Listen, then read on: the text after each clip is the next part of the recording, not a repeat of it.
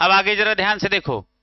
अच्छा एक बात बताओ, N3 का वैल्यू, ये 3 3 है दोनों, N3 E3 N1 E1 N2 E2 दोनों के नंबर सेम होने चाहिए, ठीक है।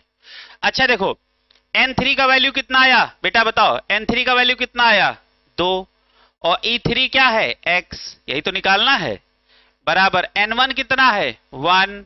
अच्छा बताओ E1 कितना है 0.15 प्लस N2 कितना है 1, E2 कितना है 0.50। तो ये क्या हो जाएगा 2x इक्वल टू 0.15 प्लस 0.50, तो ये क्या हो जाएगा 0.65, 2x इक्वल टू, तो x इक्वल टू क्या हो जाएगा 0.65/2, तो कितना आ जाएगा 0.32। और बस ठीक है, इतना क्या, इतना वोल्ट पोटेंशियल ये अननोन होगा, ये वाला, दैट इज x। अच्छा ये वाला सवाल ये ठीक टाइप का है ना, ऐसे सवाल अब पूछता है। अब इसका दूसरा सवाल हम देने जा रहे हैं, अपने मन से लगाइएगा। हाँ इसको नोट कर लो। देखो तुम्हारे इन टेक्स्ट में कितना सुंदर सवाल एक लिखा है, मैं पढ़ के सुनाता हूं जिसका जवाब तुम्हारे पास है, ठीक है। लिखा है consult the table of standard electrode potentials and suggest 3 substance that can oxidize ferrous ion, ferrous ion मतलब +2 आयन, है ना, अंडर सुटेबल कंडीशन। बताओ भैया, इंटेक्स के सब सवाल तुम्हारे समझ में आने चाहिए। देखो कितना एक अच्छा सवाल लिखा, how would you determine the standard electrode potential of the system Mg+2/Mg। क्या है रिडक्शन इलेक्ट्रोड पोटेंशियल, क्या है रिडक्शन इलेक्ट्रोड पोटेंशियल, ये इंटेक्स्ट के सवाल हैं। तीसरा सवाल है can you store copper sulphate solution in zinc pot. लिखा है, ओहो क्या लिखा है, can you store copper sulphate into zinc pot. बर्तन नीचे का होना चाहिए, सॉल्यूशन ऊपर का, जिंक कहां है ऊपर, बर्तन ऊपर सॉल्यूशन नीचे, स्टोर होगा नहीं होगा। समझ में आ रहा, तो ये सवाल तुम यूं ही कर लोगे, ये हम तीनों सवाल इन टेक्स्ट के पढ़े हैं। चलो अच्छा अगला सवाल लिखो, नेक्स्ट क्वेश्चन लिखो, क्वेश्चन लिखो। अब हम वैल्यू बोलेंगे समझ जाओगे ना। लिखो क्वेश्चन, लिखो E नॉट, लिखो क्वेश्चन E नॉट Fe+3Fe, इसका वैल्यू लिखो बेटा E not Fe+3Fe minus 0.036 volt,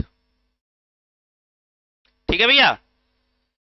दूसरा लिखो Fe2, लिखो E not Fe+2Fe, E not Fe+2Fe minus 0.439 volt, ये भी माइनस का है। अच्छा अब तीसरा लिखो Fe, लिखो E not Fe+3, E not Fe+3 Fe+2, और यह है x वोल्ट, यही आपको x निकालना है। अच्छा बताओ अब ये सवाल समझ में आ जाएगा, बिल्कुल उसी कैटेगरी का सवाल है ऊपर वाला, एक हमने लगवाया एक आप लगा के बताएं। हमने आपको एक चीज सिखाई है, जिसका एन फैक्टर ज्यादा आ जाए उसी के बराबर बाकी लोगों को जोड़ के लिख दो। सबसे पहला स्टेप क्या होना चाहिए, सबको एक जैसा बना लो, या तो सबको ऑक्सीडेशन कर लो या तो सबको रिडक्शन कर लो, कि किस्मत की बात है कि सब रिडक्शन में ही लिखे हैं। तो पहला स्टेप आपका बच गया, पहला स्टेप आपका बच गया। बताओ सब रिडक्शन में है ना, हाँ। अच्छा अब अगली बात क्या है, चलो एन फैक्टर निकालो। अच्छा यहां बताओ कितने का चेंज आया, N1 इक्वल टू 3, है ना। अच्छा यहां कितने का चेंज आया 2, अच्छा यहां कितने का चेंज आया 1, सबसे बड़ा कौन आया ऊपर, तो यहां क्या होगा N1 E1 equal to N2 E2 और प्लस N3E3। देखो हर जगह का फार्मूला N3E3 नहीं होगा। अरे जो बड़ा आ जाएगा उसके बराबर बाकी लोगों को करना है ना, कि पता लगे N3E3 से ही सवाल लगाओ, जो भी आ जाए।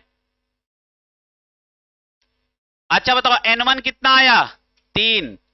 पोटेंशियल कितना दिया है? -0.036 बराबर N2 कितना आया? 2। और E2 कितना आया है? -0.439। अच्छा बताओ बेटा, अब आपका N3 कितना है? 1। और E3 है X। यही X आपको निकालना है ना? आप बेटा सब लोग निकालना। देखो ये भी माइनस का है, ये भी माइनस का है ना? जब ये पलट के इधर आएगा तो एक प्लस एक माइनस हो जाएगा, तो आंसर तो प्लस में आना है। अच्छा इसको गुणा करके बताओ, मल्टीप्लाई करके बताओ, ये कितना आया? -108.108 आया। ठीक, इसको मल्टीप्लाई करो, माइनस पॉइंट बोलोगे 0.878 और प्लस क्या हो जाएगा? x। अब इसको यहां ले आओ तो क्या हो जाएगा? प्लस 0.878 और माइनस 0.108 इक्वल टू x। तो बताओ, ये बताओ कितना आया? 0.77। बस ठीक है, इतना वोल्ट x का वैल्यू आ गया। ठीक है, तो इस सवाल को लगा के क्या सीखे कि यहां E3 और N3E3 equal to N1 E1 ये नहीं होगा, जो बड़ा होगा उसी के बराबर बाकी होगा, है ना? हो सकता था कि N2 बड़ा आ जाता, तो यहां क्या फार्मूला बनता? N2E2 equal to N1 E1 plus N3E3। मतलब ये कोई फिक्स फार्मूला नहीं है। ठीक है भैया, चलेगा? आंसर आ गया। अगली हेडिंग डालो। तो एक आपका सुंदर अध्याय समाप्त हुआ, लास्ट टॉपिक शुरू हो रहा। लिखो नस्ट इक्वेशन। अगली कौन सी इक्वेशन है? पढ़ो इसको, नस्ट इक्वेशन। स्पेलिंग देख लेना। अच्छा ये बताओ कि ये नस्ट इक्वेशन हम क्यों पढ़ते हैं? हाँ, इफेक्ट ऑफ टेम्परेचर देखना है ईएमएफ ऑफ गैल्वेनिक सेल पे, कि टेम्परेचर और कंसंट्रेशन का प्रभाव ईएमएफ ऑफ सेल को कैसे कैसे प्रभावित करता है। इसी को जानने के लिए कौन सी इक्वेशन आई? Nernst equation. तो लिखो टू सी, नीचे लिखो Nernst equation, to see SEE, to see the effect of temperature, to see the effect of temperature and concentration, to see the effect of temperature and concentration on EMF of galvanic cell, on EMF of galvanic cell or electrode potential of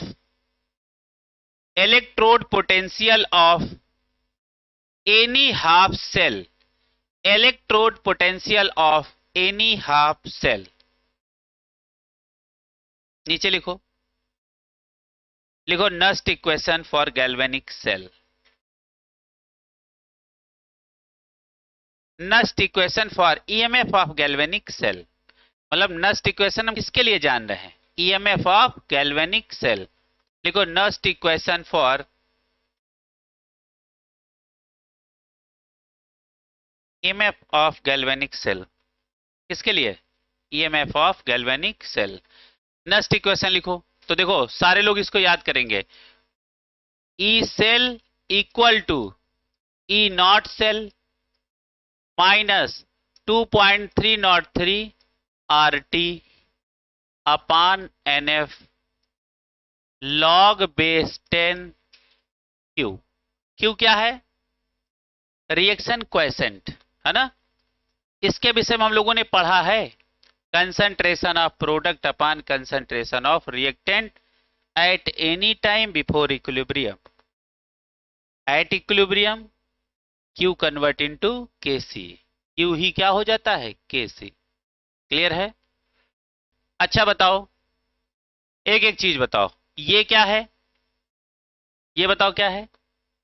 यही है EMF of galvanic cell. अच्छा बताओ, E naught cell का formula हम लोग पहले से पढ़े हैं क्या? E oxidation plus E reduction.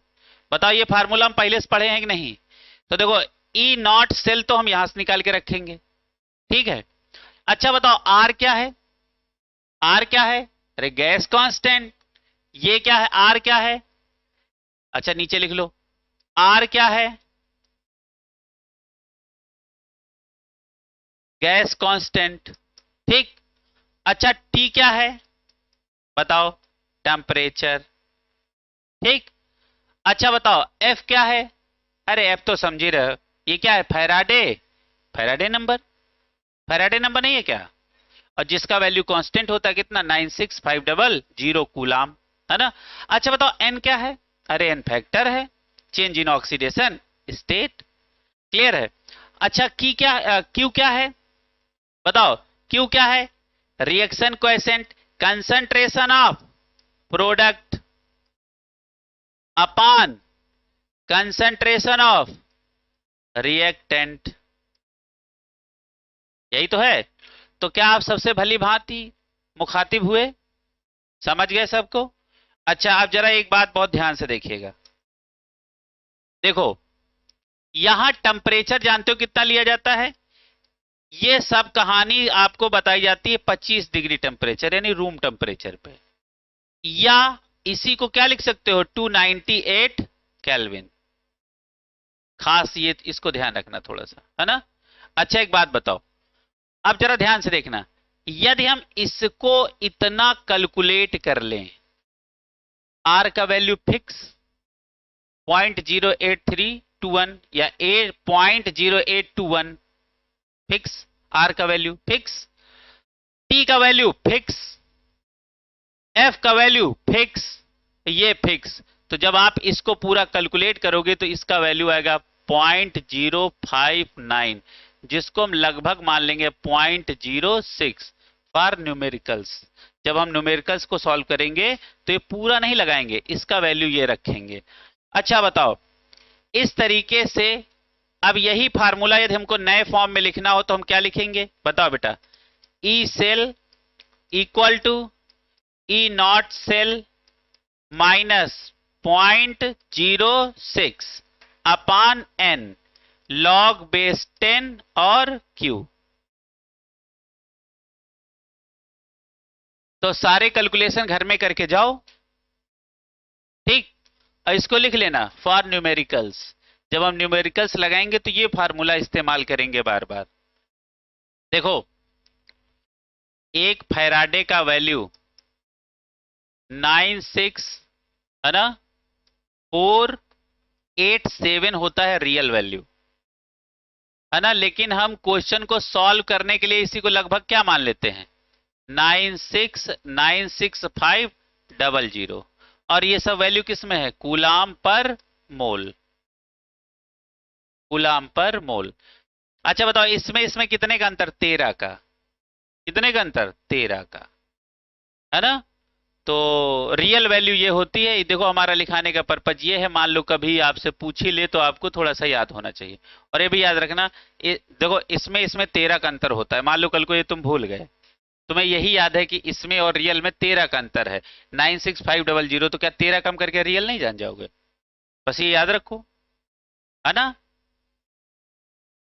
चलो अच्छा, अब एक सवाल हो जाए तो हम वहां से एप्लीकेशन सीखें कि कैसे कैसे सवाल को हम लगाएंगे। अच्छा एक बात बताओ, यदि हमसे कहा गैल्वेनिक सेल का ईएमएफ निकालो तो ये पूछ रहा है, और यदि हमको ये नहीं दिया है और रिडक्शन और ऑक्सीडेशन पोटेंशियल लिखा है सेल में, तो हम इससे कैलकुलेशन से ये जान जाएंगे।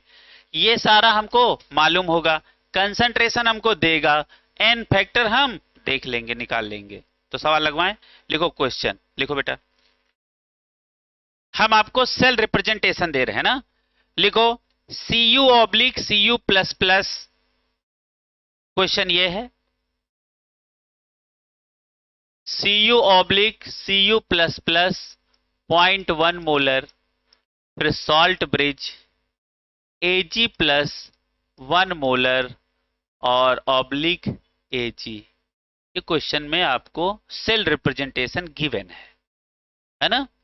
अच्छा, अब नीचे लिखो E not Ag plus Ag, नीचे लिखो E not Ag plus Ag, इसका वैल्यू लिखो पॉइंट, लिखो 0.80 वोल्ट, 0.80 वोल्ट। दूसरा लिखो E not Cu plus plus Cu 0.34 volt. ये सब क्वेश्चन के डेटा हैं, ठीक है। कैलकुलेट, कैलकुलेट, नीचे लिखो number 1 EMF of galvanic cell, EMF of galvanic cell, आगे ब्रैकेट में लिख लेना ई सेल। हम क्या पूछे हैं? E cell, E naught cell नहीं पूछा हमने, क्या पूछा है? E cell. Number 2 reaction quotient. Number 3 E naught of cell, E naught of cell, E naught of cell. तो जानते हो क्या करना? सबसे पहले ई नॉट निकालना। भाई ई सेल निकालने का मतलब है कि वो सब तुम जान गए हो। तो सबसे नंबर 1 पे आप क्या लिखना है? थोड़ा सा देखो, लिखाने का अरेंजमेंट ये है, सबसे पहले आप ई नॉट सेल निकाल के दिखाओ, ठीक। दूसरा आप क्यू निकाल के दिखाओ, तब तीसरा आप ई सेल निकालोगे। हमने देखो ई सेल पहले लिखा दिया है ना। यदि आप ई सेल जान गए तो पक्का ये तुम जान ही गए, है ना। तो ऑर्डर कुछ यूं को बनाओ, ऑर्डर कुछ यूं बनाओ, एक नंबर पे ये दिखाओ निकाल के, दूसरे नंबर पे ये निकालो और तीसरे नंबर पे ये निकालना, तभी तो आप बनेगा एक सीरियल। अरे भैया यदि ये आप निकाल लिए तो ये दोनों ऑलरेडी निकल चुके, तभी तो वो निकाल पाओगे। 0.46। अच्छा बताओ, सबसे पहला वैल्यू, सबसे पहला वैल्यू नंबर 1, चलो अच्छा यहां से लगाते हैं। नंबर 1 सबसे पहले हमसे क्या पूछा है? E naught cell. फार्मूला क्या है? ई नॉट ऑक्सीडेशन और प्लस ई नॉट रिडक्शन। बेटा किताबों में ये माइनस है, हम बार बार इस चीज को इंडिकेट करते हैं, ये अपने जुगाड़ के हिसाब से है ना, कि बड़े वाले को बड़ा रहने दो, छोटे वाले को पलट दो। ये अपने हिसाब से है कि पता लगे वहां किताब में देखे यहां माइनस था, फिर कहे अरे यार यहाँ तो माइनस है, चलो कल पूछेंगे चल के। तो पूछने की जरूरत नहीं है, ये अकॉर्डिंग टू मी है, ठीक है। अब सुनिएगा, अब सुनो बहुत ध्यान से, देखो क्वेश्चन हमारा क्या कह रहा है। देखो Cu किस में बदल रहा है? Cu प्लस में, है ना। इसका मतलब क्या हो रहा है? Cu का ऑक्सीडेशन, है ना, ये है ऑक्सीडेशन। अच्छा Ag प्लस किस में बदल रहा है? Ag में, यहां क्या हो रहा है? रिडक्शन। इसका मतलब इसका ऑक्सीडेशन पोटेंशियल लिखा होना चाहिए और इसका रिडक्शन। अच्छा जब हमने देखा गिवन सेल में, तो इसको दिया है रिडक्शन में और इसको दिया है रिडक्शन में, तो इसका मतलब ये तो रिडक्शन चाहिए ही और रिडक्शन में लिखा भी है, तो ये सही लिखा है। अच्छा ये किस में लिखा है? रिडक्शन में लिखा है, चाहिए किस में? ऑक्सीडेशन। तो हम क्या करेंगे? इसका वैल्यू चेंज कर देंगे, तो इसका वैल्यू क्या हो जाएगा? -0.34। या बड़े को बड़ा रहने दो, छोटे को बदल लो, ये सिखाया था। अब जरा ध्यान से देखो, ऑक्सीडेशन वाला कौन बना? बताओ बेटा, ये क्या बन गया? ऑक्सीडेशन। अरे ये समझ में आई कहानी? हाँ, फिर पता लगे यही नहीं समझ में आया तो देखो, E naught Ag plus Ag reduction में चाहिए था, रिडक्शन में गिवन है 80 80 volt. E naught C U, जैसा सवाल बोले वैसा चलना। सी यू से कहां जा रहा है, सी यू प्लस 2 में, इसका वैल्यू अब क्या हो जाएगा, -0.34 वोल्ट। ये चेंज समझ में आया बेटा? क्योंकि यहां रिडक्शन में लिखा है और हमारा सवाल क्या बना किससे पूछा है, ऑक्सीडेशन। तो अब इसको जब ऑक्सीडेशन करोगे तो इसका निशान बदल नहीं जाएगा। समझ में आया? क्लियर है? और नहीं तो जब एकदम बैल बुद्धि को कुछ ना समझ में आता है तो बड़े को बड़ा रहने दो, छोटे को बदल दो। क्लियर है? अब जरा ध्यान से देखो, सवाल में रखो। अच्छा बताओ, अब ऑक्सीडेशन की तरह कौन काम कर रहा, ये। रिडक्शन की तरह काम कौन कर रहा है, ये। तो इसकी वैल्यू यहां रखो और इसकी वैल्यू यहां रखो। क्लियर है? अब देखो, इसकी वैल्यू कहां रखोगे, यहां। इसकी वैल्यू कितनी है, -0.34 और प्लस इसकी वैल्यू कितनी है, 0.80 वोल्ट। आंसर बताओ, 0.46 वोल्ट। पहला आंसर निकल आया। सब लोग लगाओ, पहला आंसर निकालो सब लोग। ई ऑक्सीडेशन रिडक्शन, यदि क्वेश्चन में इक्वेशन दे रखी हो तो हमेशा इक्वेशन के हिसाब से चलना, और ना दिया हो तो बड़े को बड़ा रहने देना और छोटे को पलट देना। आगे बढ़ाइए। अच्छा, ये काम कब करोगे, जब दोनों सेम पोटेंशियल दिए हों। देखो दोनों रिडक्शन दिए हैं तो बड़े को रिडक्शन रहने दो, छोटे को पलट के ऑक्सीडेशन बना लो, क्योंकि आपको इस फार्मूले में ऑक्सीडेशन रिडक्शन दोनों चाहिए।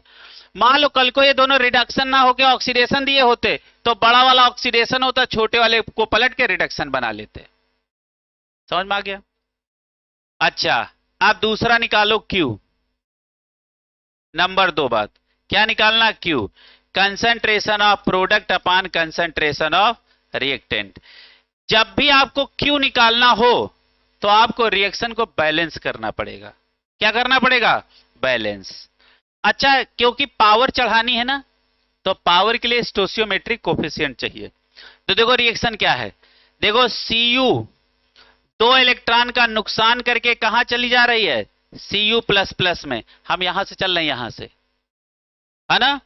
अच्छा बताओ बेटा, Ag 1 इलेक्ट्रॉन का गेन करके कहां पहुंच जा रहा है, Ag में।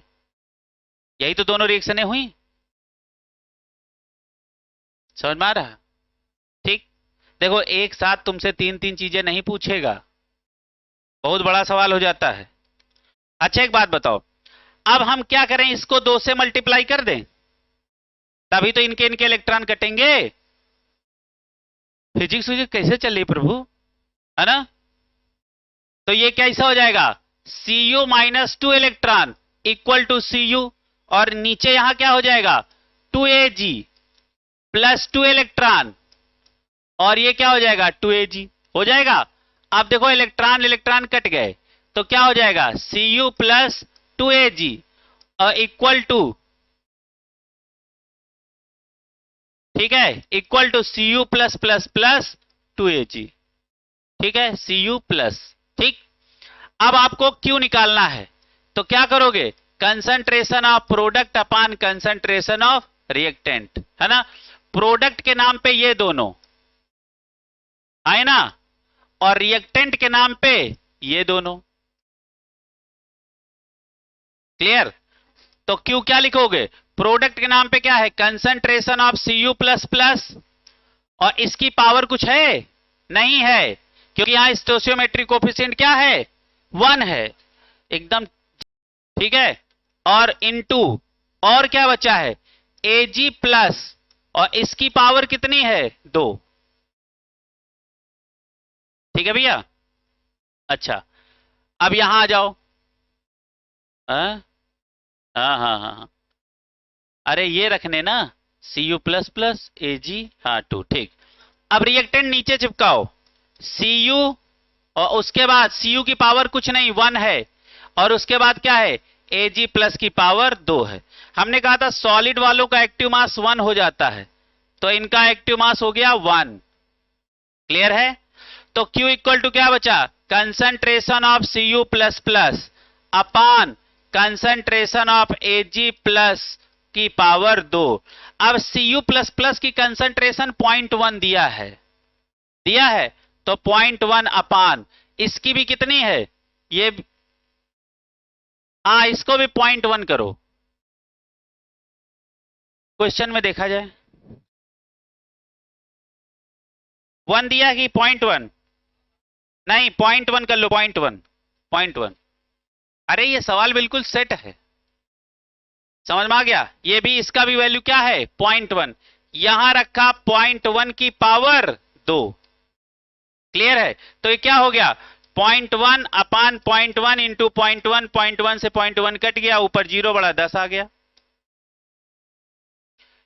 तो कंसंट्रेशन का वैल्यू, क्यू का वैल्यू क्या आया 10, क्या गया पहला और दूसरा सॉल्व।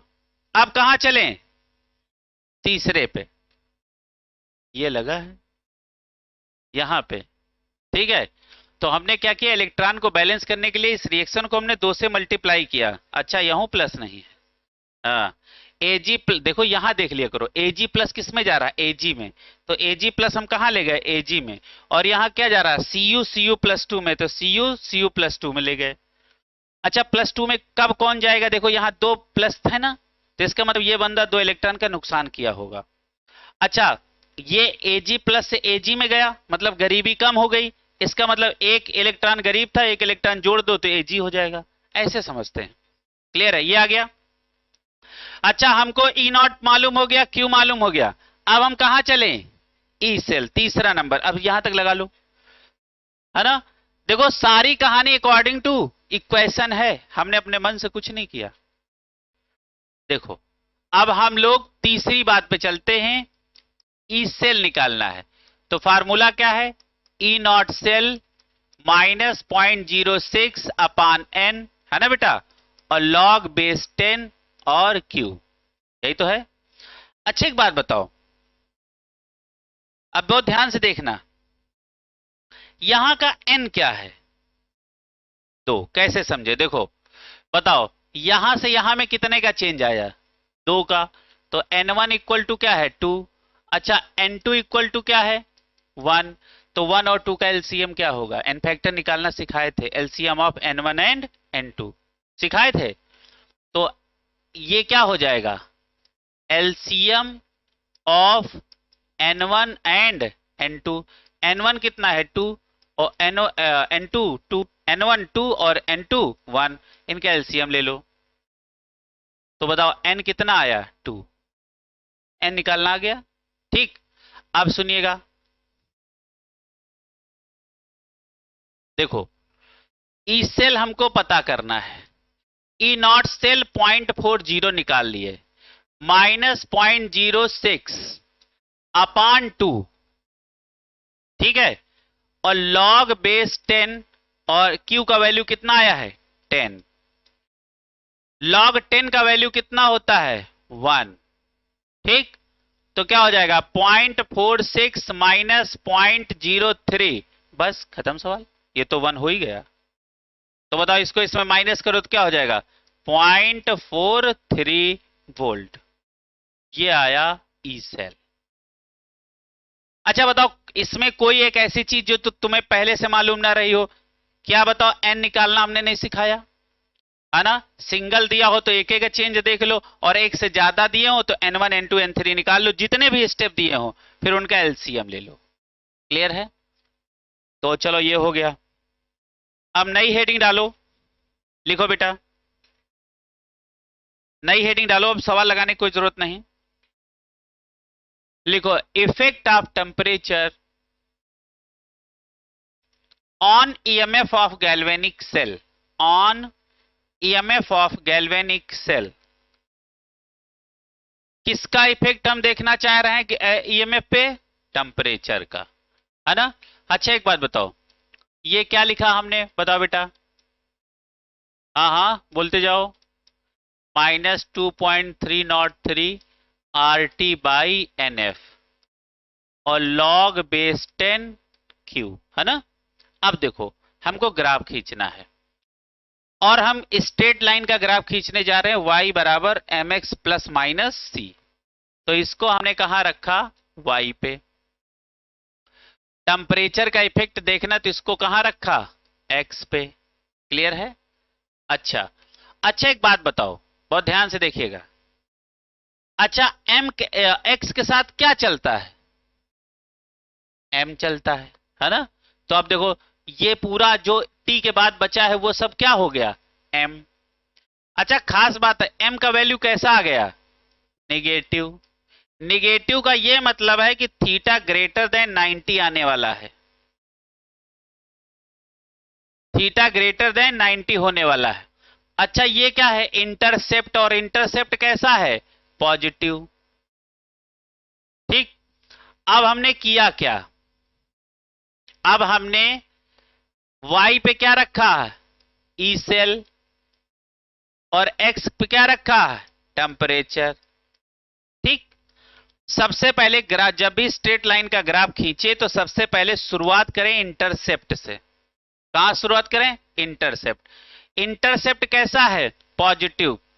अच्छा हमेशा इंटरसेप्ट कौन सी एक्सिस पे चलता है, वाई एक्सिस पे। प्लस है तो वाई एक्सिस पे ऊपर चढ़ जाओ, और माइनस है तो नीचे चले जाओ।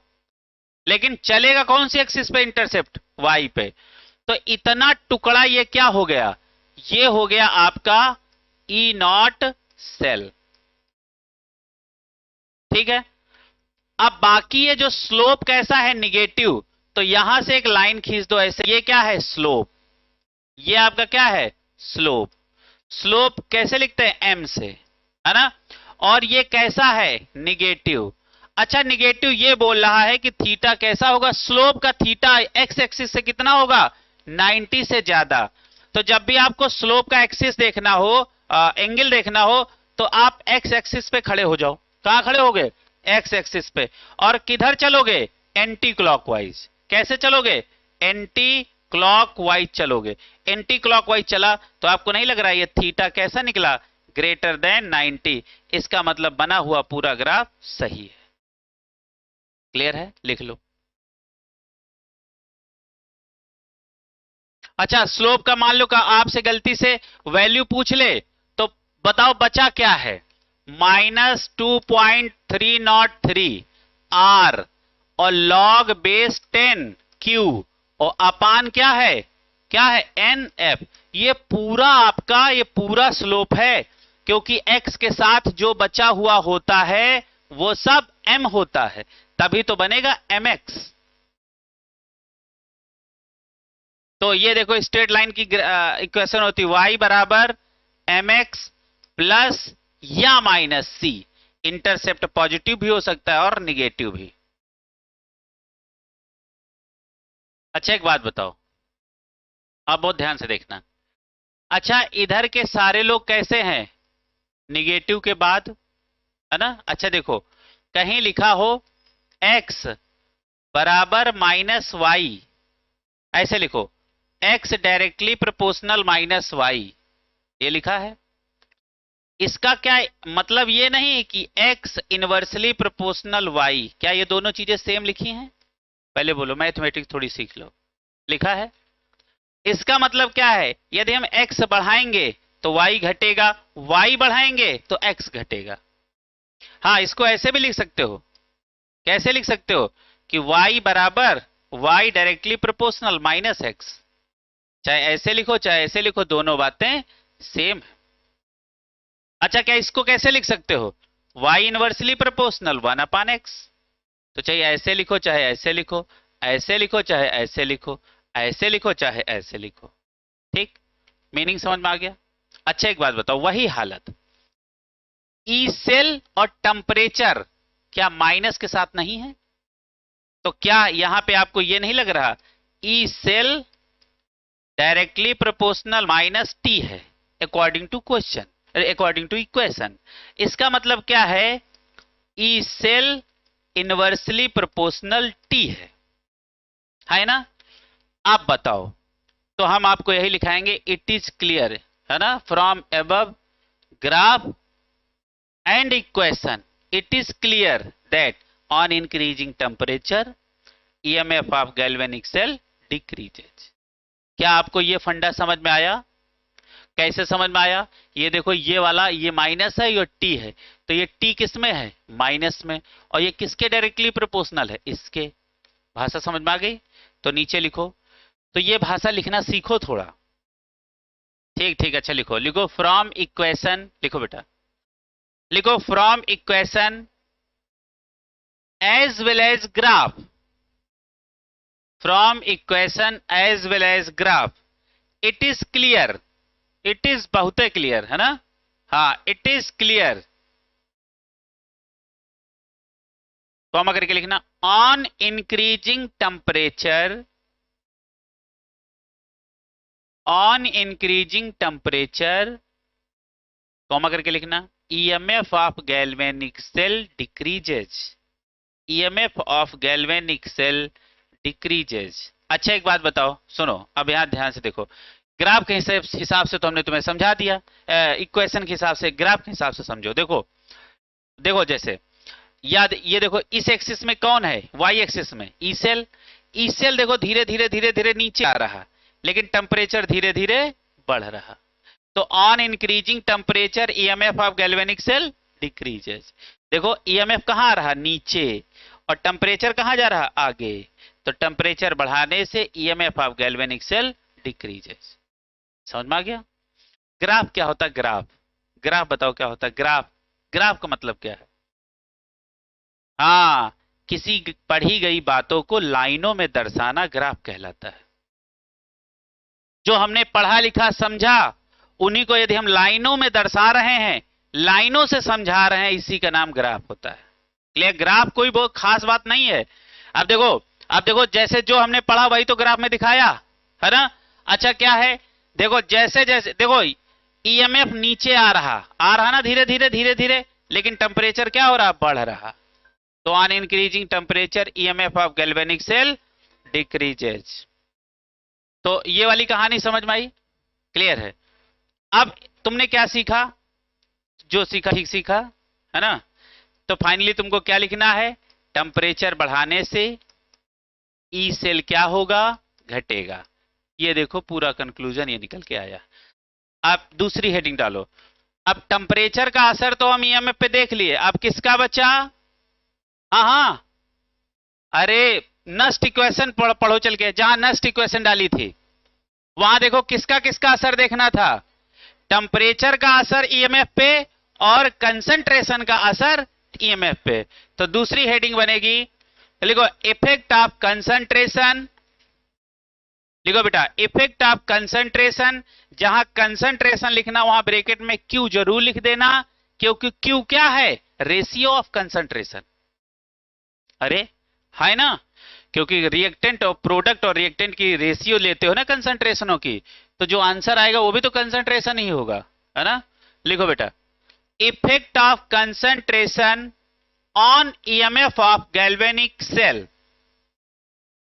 On EMF of galvanic cell. आप जरा ध्यान से देखो, ठीक है? हेडिंग पड़ गई। ई सेल इक्वल टू क्या हो जाएगा? E naught cell minus 2.303 RT by NF log base 10 Q। ठीक, अब बहुत ध्यान से देखो, अब हम लोग किसके बीच में ग्राफ खींचेंगे? ये Y हो गया है ना बेटा, और ये क्या हो गया? ये X हो गया। अब हमने log बेस 10 Q को कहां रखा? X पे। अरे जिस जिस में आपको चेंज देखना होता है उनको आप एक्सिस बना देते हो, है ना? तो आप जरा ध्यान से देखो। अच्छा बताओ x के साथ साथ कौन चलता है? m। ये क्या है? m। अच्छा m का वैल्यू किसमें है? निगेटिव। निगेटिव आते ही मेरे मन में क्या ख्याल आता है कि हो ना हो x एक्सिस से स्लोप ग्रेटर देन 90 पे होगा, तो थीटा कितना होगा? Greater than 90। ये सब तुम्हें रटे रहना है बेटा, समझ में आ रहा? तुम्हारे पास हेंस प्रूफ का समय नहीं है, खटाखट बोलते जाओ, कैसे आया, कब आया, कहां से आया, इनको एक दिन करके और रट लो। क्लियर है? आप जरा ध्यान से देखो, ग्राफ खींचते हम लोग। अच्छा बताओ log बेस 10 Q को कहां रखा है? बताओ बेटा, x पे। और ई सेल कहां रखा है, वाई पे रख दिया। ठीक है। अच्छा, अच्छा ये क्या है, प्लस सी, क्योंकि एक प्लस सी है। इंटरसेप्ट पॉजिटिव, जब इंटरसेप्ट पॉजिटिव आए तो कहां चढ़ जाओ, हाँ वाई एक्सिस पे ऊपर आ जाओ, यहां पे रुक जाओ। इतना भाग क्या है, यही आपका प्लस सी है, और इसी का वैल्यू क्या है, ई नॉट सेल। इंटरसेप्ट खींचने से यह पता चल जाता है कि स्लोप हमारा कहां से गिरेगा। अब स्लोप हमारा यहां से गिरेगा, जहां से ये इंटरसेप्ट काटा है, यहां से गिरा, और हम एक्स पे खड़े हुए वाई की तरफ चले, तो थीटा ग्रेटर देन 90 आया, मतलब हमारा स्लोप बिल्कुल सही गिराया गया। अच्छा, ये हमारा हो गया स्लोप। स्लोप को हम किससे लिखते हैं, एम से। अच्छा, एम का वैल्यू बताओ, -2.303 RT बाई NF, है ना, ये वैल्यू हो गई। तो अब बताओ अब बताओ, ये भी इसके साथ माइनस में है ना, क्या है, E cell directly proportional minus log base 10Q, यही तो बन रहा है ना अकॉर्डिंग टू, देखो। तो इसका मतलब क्या है, E cell inversely proportional log base 10Q, on increasing concentration EMF of cell decreases. लिखो from equation as well as graph, from equation as well as graph, it is clear, comma करके लिखो, higher is the value of q, higher is the value of q, lower will be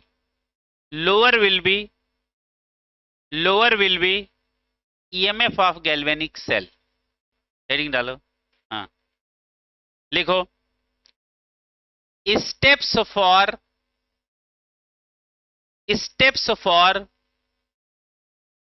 comparison of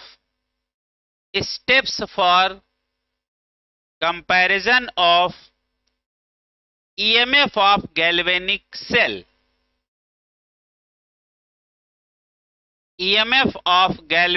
cell, at different concentration। ठीक है भैया। तो लिखो step, ऐसा सवाल लगाने के लिए हम 3 स्टेप को फॉलो करेंगे, है ना। ऐसा सवाल लगाने के लिए हम कितने स्टेप का फॉलो करेंगे, 3 स्टेप। तो लिखो स्टेप नंबर 1, पहला स्टेप क्या फॉलो करना है ना। पहले अच्छा हेडिंग पढ़ो, क्या है, हमने क्या पूछा है ना। जैसे मान लो आपको सेल पोटेंशियल कई सेलों को दे दिया गया, और आपसे ई सेल पूछा, तो आप कैसे कंपेयर करोगे। तो लिखो स्टेप 1, पहला स्टेप लिखो, पहला स्टेप है write balance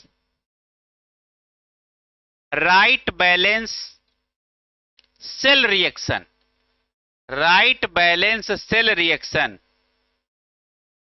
and formula of Q।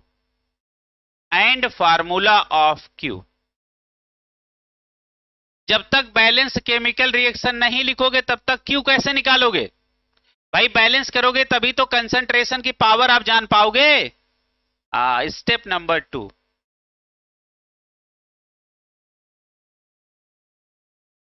Find value of Q, या लिखो कैलकुलेट वैल्यू ऑफ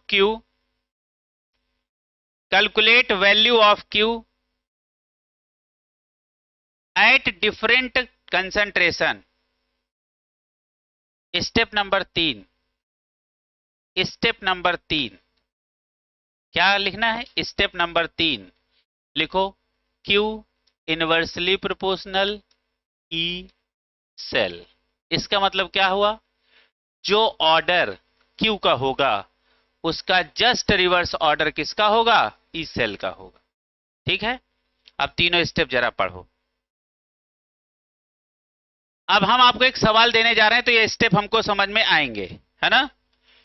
तो लिखो हम आपको पूरी सेल रिएक्शन देने जा रहे हैं, उसके बाद E1 E2 E3 सबका बताएंगे। पहला लिखो क्वेश्चन, लिखो लिखो क्वेश्चन है, लिखो ई। अच्छा इसमें रुको, सेल रिप्रेजेंटेशन दिया है तो ई ना लिखो, सीधे सेल रिप्रेजेंटेशन लिखो। लिखो सेल रिप्रेजेंटेशन में लिखा, लिखो जेड एन प्लस टू, लिखो जेड एन प्लस टू लिखना, समझ गया ना? Z N oblique Z N plus two, और जेड एन प्लस का कंसंट्रेशन लिखो 1 molar. Z N plus two और इसकी कंसंट्रेशन 1 मोलर। फिर आ गया सॉल्ट ब्रिज, सॉल्ट ब्रिज के बाद लिखो Cu प्लस टू, फिर लिखो Cu plus two 1 molar oblique Cu। तो इसका ईएमएफ है E1, इसका ईएमएफ कितना है E1, ठीक है। दूसरा लिखो, इसी के नीचे 4 लिखाएंगे, लिखो जेड एन प्लस टू, लिखो बेटा जेड एन प्लस टू, इसको लिखना 1 मोलर, और Cu प्लस टू 0.1 मोलर, और Cu, ये हो गया आपका E2, ये हो गया E2। तीसरा लिखो, तीसरा लिखो, लिखो जेड एन प्लस टू, इस बार हमने कंसंट्रेशन बदल दी है, लिखो जेड एन प्लस टू, और जेड एन प्लस टू का कंसंट्रेशन लिखो 1 मोलर। अच्छा इस बार इसको 0.1 मोलर करो, जैसे हमने इसमें पलटा और इसको पलट देंगे। कैसा, हमारा कहने का मतलब है आप समझो, इसको 0.1 मोलर मान लो salt bridge Cu plus two, और इसको 1 मोलर मान लो, और उसके बाद क्या है Cu, और इसका ई सेल आप मान लो E3, है ना। तीसरा चौथा लिखो, लिखो जेड एन, लिखो बेटा जेड एन प्लस टू,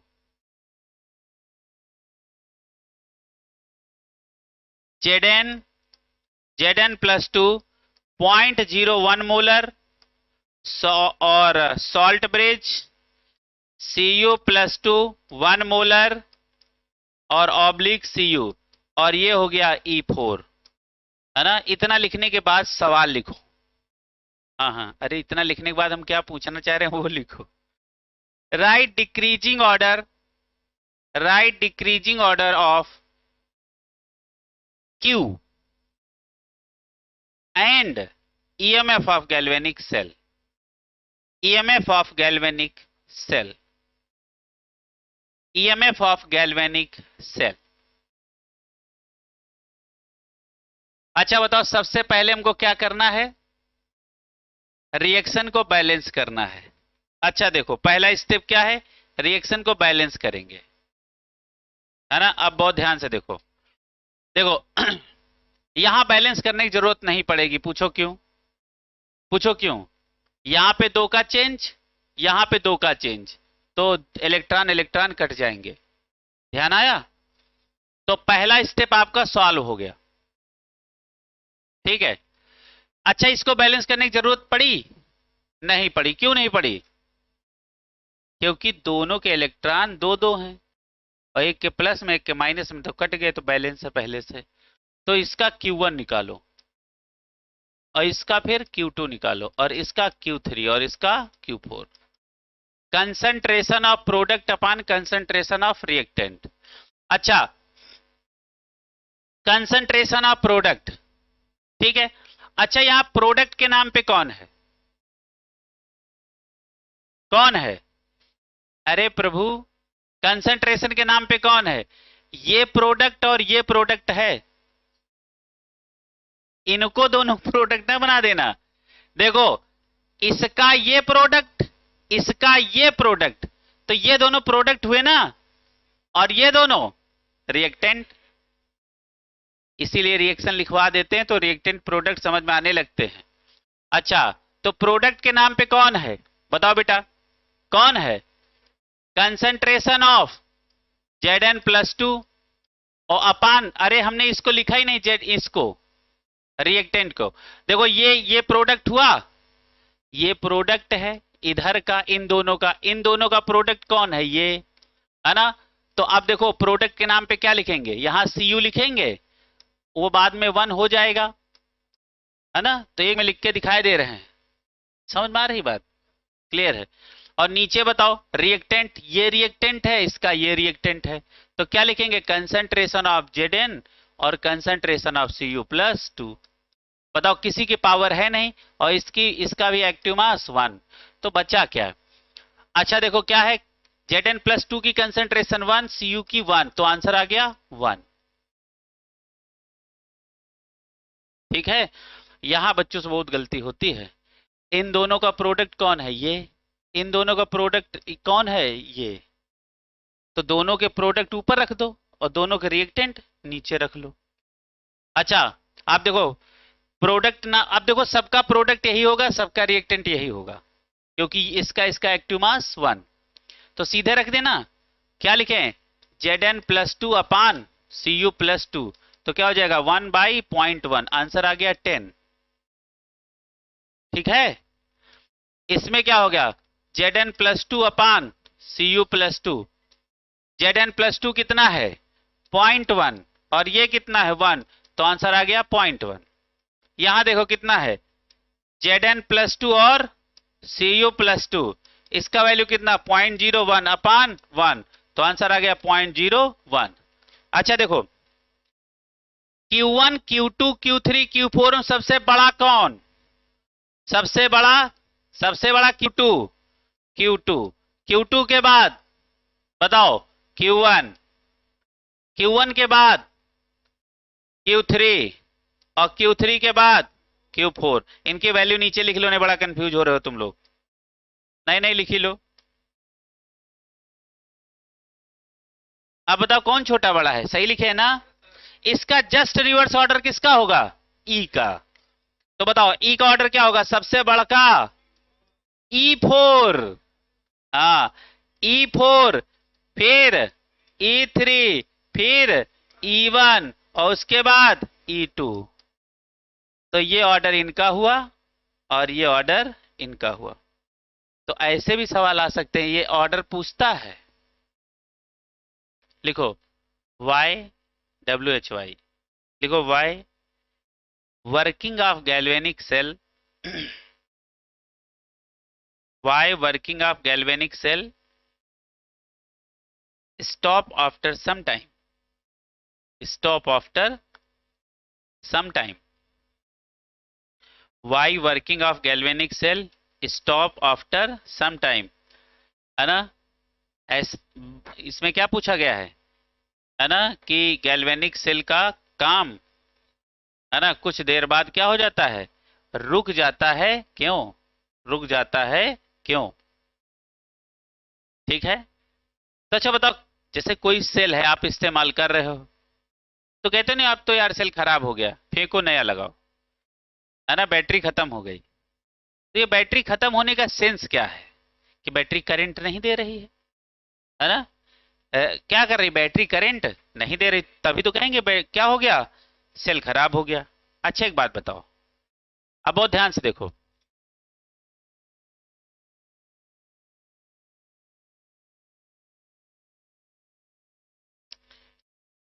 ये हमारा एनोड हो गया, ये हमारा कैथोड हो गया, ये हमारा सॉल्यूशन हो गए, ये हमारा सर्किट हो गया, और ये हमारा क्या हो गया, सॉल्ट ब्रिज हो गया, ये सेटअप हो गया। ये ऑक्सीडेशन हाफ सेल है और ये रिडक्शन हाफ सेल है। ठीक है। अच्छा इधर क्या होगा, ऑक्सीडेशन, और यहाँ क्या होगा, रिडक्शन। अच्छा यहाँ मान लो हमने ZnSO4 भर रखा है और यहाँ CuSO4 भर रखे, तो यहाँ क्या होगा, ZnSO4 ये सब अंदर चल रहा है, Zn+2 में और प्लस SO4 माइनस माइनस में टूटेगा, ये किस में टूटेगा, CuSO4 किस में टूटेगा, Cu प्लस प्लस में और प्लस SO4 माइनस माइनस में टूटेगा। तो सारा खेल इनका है ना, सारा खेल किसका है? Zn+2 और Cu+2। अच्छा हो क्या रहा है? अब देखो ये आयन टूटा और इसका ऑक्सीडेशन हो रहा है, ये ऑक्सीडेशन होके Zn+2 के रूप में और इसमें जमा हुआ जा रहा है ना। अच्छा देखो अब बहुत ध्यान से देखना, तो हुआ क्या इसमें, ये जो आपकी एनोड की रॉड है ये जिंक की बनी है और ये कॉपर की बनी है और ये किसकी बनी है? जिंक की। तो जिंक की रॉड धीरे धीरे Zn+2 में कन्वर्ट हुई जा रही है और ये धीरे धीरे पतली हुई जा रही है और यहां का Cu+2 Cu बन के इसमें चिपका जा रहा, तो ये वाली मोटी होती जा रही है कैथोड वाली रॉड। ठीक। अच्छा एक अब देखो क्या हुआ, व्हेन सेल इज वर्किंग, जब सेल कहां है? काम पे है, काम कर रहा है, वर्किंग। तो क्या हो रहा है, लगातार Zn+2 की कंसंट्रेशन इसके अंदर बढ़ रही है और लगातार Cu+2 की कंसंट्रेशन इधर घट रही है ना। एक समय ऐसा आएगा ये बहुत घट जाएगा, ये बहुत बढ़ जाएगा, पोटेंशियल में डिफरेंस नहीं बचेगा तो करंट का प्रोडक्शन नहीं होगा। जब तक पोटेंशियल में डिफरेंस है तब तक करंट बहेगी। पोटेंशियल के डिफरेंस से चलता क्या है? करंट। और पोटेंशियल में डिफरेंस आता कब है? जब इलेक्ट्रॉनों में कमी हो। ठीक है। अब जरा ध्यान से यहां पे लिखो, पहले एक ऐसा सेटअप बना लो छोटा सा, नीचे लिखो। कहानी समझ में आ गई? तो लिखो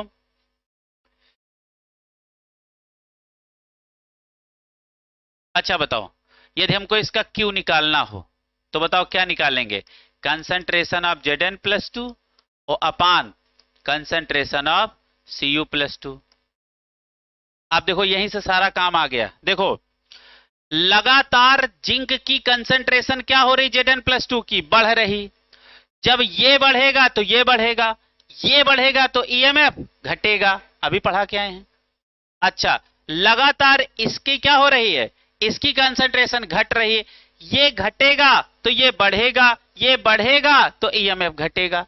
यानी इसका बढ़ना ईएमएफ को घटा रहा है और इसका घटना ईएमएफ को घटा रहा है। तो सेल काम करना बंद तो करेगा ना। हाँ तो लिखो, इसको बना लो जरा, लिखो when cell is working, when cell is working और डैश लगा के छोड़ो।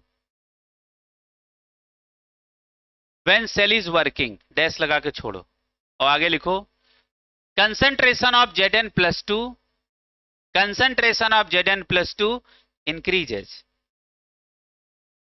अच्छा ये Zn+2 की कंसंट्रेशन कहां बढ़ रही है? ऑक्सीडेशन हाफ सेल के अंदर, है ना। And concentration of Cu+2 decreases. ठीक है।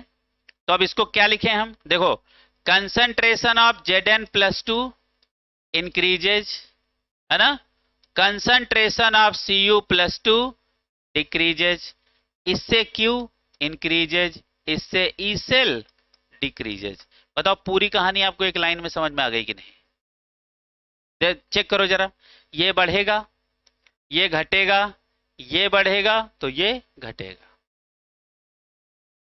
ठीक है। अब नीचे लिखो। अरे बस अभी तो जीरो वाली बात लिखा है नहीं ना, अभी तो कहानी चल रही, जब सेल काम करता है तो क्या हो रहा है ना। लिखो,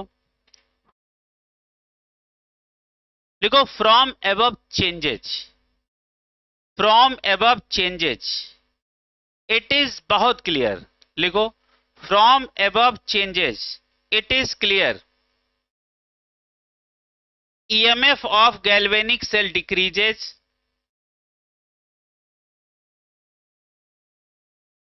EMF of galvanic cell decreases with time, time के साथ EMF घटता है। अरे समझ में आया? जबकि कोई टाइम से संबंध नहीं होता है, किसी फार्मूले का टाइम के साथ संबंध नहीं है, कंसंट्रेशन के साथ संबंध है। लेकिन यहां टाइम हमने क्यों लिखाया? क्योंकि जैसे जैसे सेल का इस्तेमाल होता है उसका EMF धीरे धीरे डाउन होना शुरू हो जाता है और एक समय ऐसा आता है कि वो खत्म हो जाता है, मतलब वो सेल काम नहीं करता है। तो यहाँ टाइम का मतलब टाइम से नहीं है, क्योंकि पूरे फार्मूले में कहीं टाइम तो नहीं आया ना।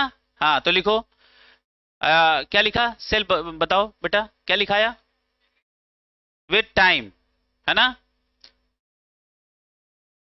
मीन्स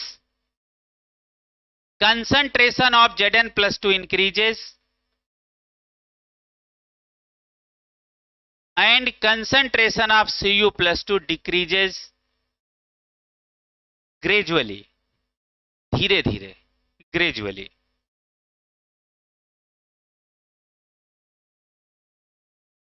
आफ्टर सम टाइम, अभी भी टाइम का मतलब टाइम से नहीं है, मतलब कुछ देर के बाद, after some time a moment will come, will come, welcome नहीं, will और come, a moment will come where, where where EMF of galvanic cell become zero, EMF of galvanic cell become zero, or electrode potential of both half cell, electrode potential of both half cell become same,